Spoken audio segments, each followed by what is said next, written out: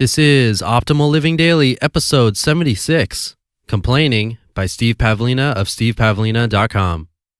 Get ready to maximize your potential with Optimal Living Daily, the podcast that brings you the best in personal development and productivity every day of the week. Your optimal life awaits. Now here's your host, Justin Malik.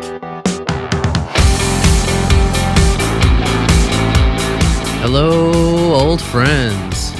OLD stands for Optimal Living Daily, and I'm Justin Malik, your personal reader and curator of blog content. I got an email from someone asking about complaining, and way back when, in episode 33, I read a post from Steve Pavlina called How to Stop Complaining, and this is a little expansion on that episode, or maybe a prequel. In either case, one worth the listen. Now, I'm still recovering from being sick last week, so hopefully my voice will hold up and I won't sound too congested, but I'll still mention that if you want to be in the drawing to win a free book from the Minimalists, all you need to do is be on my free weekly newsletter email list. You only have 5 days left until the next drawing as of the release date of this episode, so to get on there, text the word OPTIMAL to 44222 and I'll add you into the raffle. You can also subscribe to the email list by visiting me online at oldpodcast.com. So get in there in the next 5 days and you'll have a chance to win a great book. Plus, you get a bunch of free stuff from me on top of it. And that's that. Let's get this show on the road and start optimizing your life. Complaining by Steve Pavlina of stevepavlina.com. Complaining, like all thought patterns, is not mere observation. Complaining is a creative act. The more you complain, the more you summon your creative energies to attract something to complain about. Your complaints may seem fully justified, but realize that whenever you complain, you're placing your order for more of the same. Complaining is not merely about the past. Whenever you make a complaint, realize you are setting an intention, a goal for the future. Note that complaining is not the same thing as having a negative emotional reaction. That first response negative reaction is okay. Complaining is the act of reinforcing what you don't want and intending even more of it. It's the act of dwelling on the negative. People who complain trap themselves in a reality that constantly gives them more to complain about. Life keeps harshing on them, their luck is below average, they never get any real breaks. Unfortunate circumstances, seemingly beyond their control, keep manifesting. It seems totally fair, but it isn't. The complainers are merely witnessing the fulfillment of their own requests. Every thought is an intention, and complainers habitually intend what they don't want. So it makes perfect sense they live in a reality congruent with those thoughts. The complainer may tell you their reality is causing their complaints, but it's more accurate to say their reality is reflecting their complaints. Complaining is also addictive. The more you do it, even within your own mind, the more it becomes an ingrained habit and the harder it is to stop. Complaining and the law of attraction. I've seen many a person claim to be using the law of attraction properly, holding on to positive intentions and thinking predominantly about what they want to attract. Then after a few weeks of little or no results, they fire off an explosion of complaints. Quote, "This LOA stuff is nonsense. I give it a real shot and it isn't working for me. Why haven't my intentions manifested yet? Why does this seem to work for other people but not me? I've wasted a lot of time on this and have nothing to show for it. Robble, robble, robble." Unquote. People who really grasp the LOA won't do this sort of thing. It's like planting a seed and then digging it up in a wild thrashing manner to see if it's growing. You just kill the plant in the process. Now consider this. If someone finds it necessary to kill their plant to verify it's growing, do they really expect/intend the plant to survive and thrive in the first place? Obviously not. If you know the plant will grow, you won't dig it up. Similarly, if you intend with certainty that your intention is going to manifest, you won't lash out with complaints about your failure. You'll simply continue holding the intention until it does manifest, no matter how long it takes. In practice, you'll see some intenders hold their intentions patiently for months and years, while complainers will usually give up within the first 30 days. Why? You might not like what I'm going to say, but the truth is that complainers were predisposed to eventually give up. Failure was their true background intention.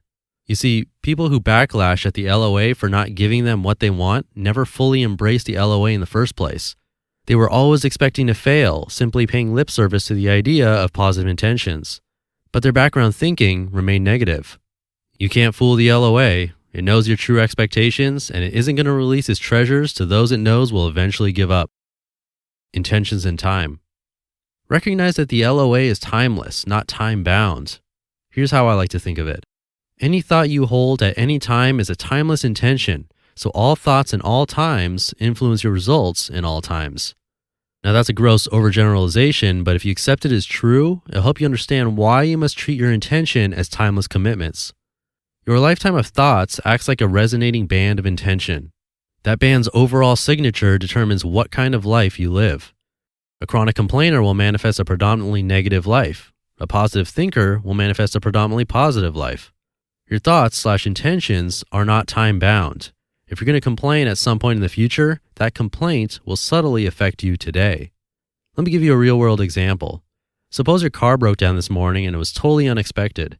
What caused that breakdown? Some might say it's the law of physics.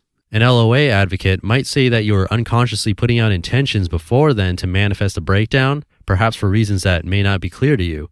However, I'm suggesting something else may have caused the accident.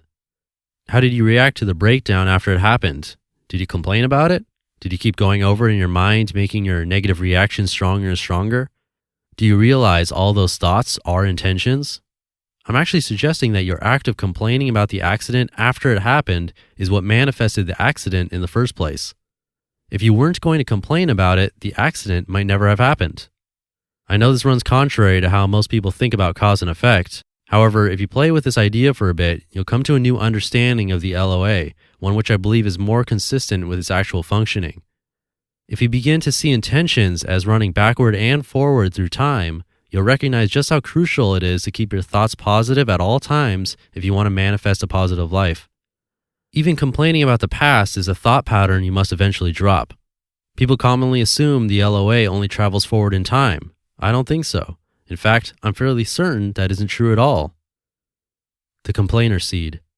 Here's another way to think about this, one that might be a little easier to accept if you're very attached to linear thinking. Consider that if something unfortunate happens to you and you're going to complain about it afterwards, then there must have been some kind of complainer seed within you in the first place, before that negative event took place. You must already have been the kind of person who's predisposed to complain, and if that seed is there, you can bet the LOA is going to pick up on it. Really positive people who are good at manifesting don't complain. Even when things don't go their way, they keep directing their thoughts towards the positive side. They expect that things will eventually go their way. They also take action to participate in the positive manifestation. Setbacks don't make them throw in the towel and curse the LOA because they don't harbor the complainer seed. They're not going to be perfect about it, but this is their dominant pattern. If you want to create the life you want, instead of only one you merely tolerate, you must eventually uproot the complainer seed. This seed is so destructive that it'll keep killing the positive seeds you plant. It knows it can eventually destroy them. It knows you're only fooling yourself. It will make you think the positive seeds you're planting are really weeds, such as wishful thinking or gullibility. When you finally recognize that the complainer seed will continue to sabotage your efforts as long as you harbor it, make the conscious decision to dump it. Only then can your positive intentions take root without being uprooted. Whenever you catch yourself complaining, visualize that complainer seed and imagine yourself uprooting it and throwing it away. Feed it to the birds, give it back to source, or just toss it in the garbage. Then visualize a positive thinking seed, plant it, fertilize it, and water it. Say to yourself, I hold the seed of happiness. Complaining may be a compelling addiction, but it needn't be a life sentence. You just listened to the post titled Complaining by Steve Pavlina of stevepavlina.com. That's a really interesting idea that if you weren't going to complain in the first place, that bad thing might not have happened. Gotta wrap my head around that one and see how that works out. I've never heard that theory before. And like I mentioned, this post goes hand in hand with the post How to Stop Complaining, which I read back in episode 33, so you might want to check that one out as well. And don't forget, I'm giving away a book in only 5 days on the 1st of every month. And to be in the drawing, all you need to do is be part of my weekly email newsletter. So to join, text the word optimal to the number 44222 or visit me online at oldpodcast.com and you'll automatically be entered. And that should do it for episode 76. Let's try going the next 24 hours without a complaint. See if you can do it. And I'll see you in tomorrow's show, same time, same place, where your optimal life awaits. You've been listening to Optimal Living Daily. Be sure to hit the subscribe button to stay up to date on each new episode and head to oldpodcast.com. That's OLDpodcast.com for a free gift as well as more actionable tips and resources to help you maximize your potential. Thanks for joining us, and remember, your optimal life awaits.